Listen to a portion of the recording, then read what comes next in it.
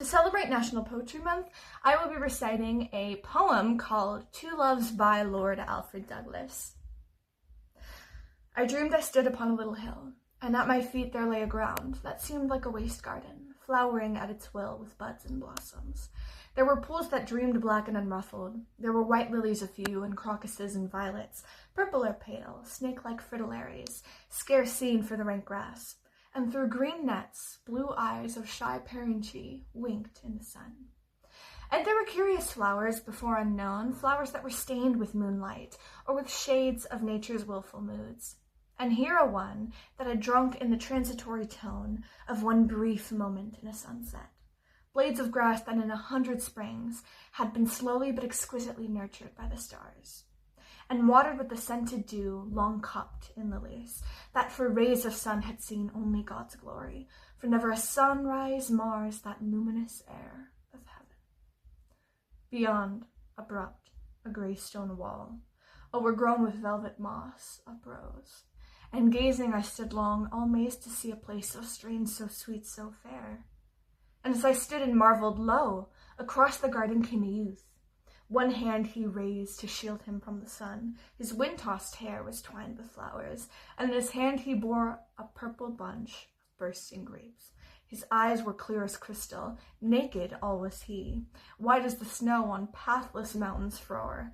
Red were his lips as red wine spilleth that dyes a marble floor, his brow chalcedony. And he came near me with his lips uncurled and kind, and caught my hand and kissed my mouth, and gave me grapes to eat, and said, "Sweet friend, come, I will show thee shadows of the world and images of life.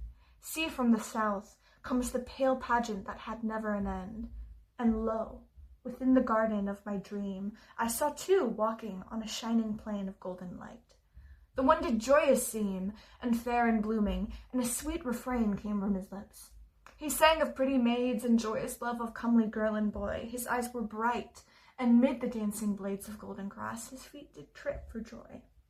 And in his hand he held an ivory lute with strings of gold that were his maiden's hair, and sang with voices tuneful as a flute, and round his neck 3 chains of roses were.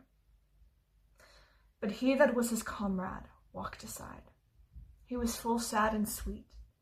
His large eyes were strange with wondrous brightness, staring wide with gazing, and he sighed with many sighs that moved me, and his cheeks were wan and white like pallid lilies, and his lips were red like poppies, and his hands he clenched tight, and yet again unclenched, and his head was wreathed with moonflowers pale as lips of death. A purple robe he wore o'erwrought in gold, with the device of a great snake, whose breath was fiery flame. Which when I did behold, I fell a-weeping, and I cried, "Sweet youth, tell me why, sad and sighing, thou dost rove these pleasant realms. I pray thee speak me, soothe. What is thy name?" He said, "My name is Love." Then straight the first did turn himself to me, and cried, "He lieth, for his name is Shame. But I am Love, and I was wont to be alone in this fair garden, till he came unasked by night. I am true love. I fill the hearts of boy and girl with mutual flame." Then sighing said the other, "Have thy will. I am the love that dare not speak its name."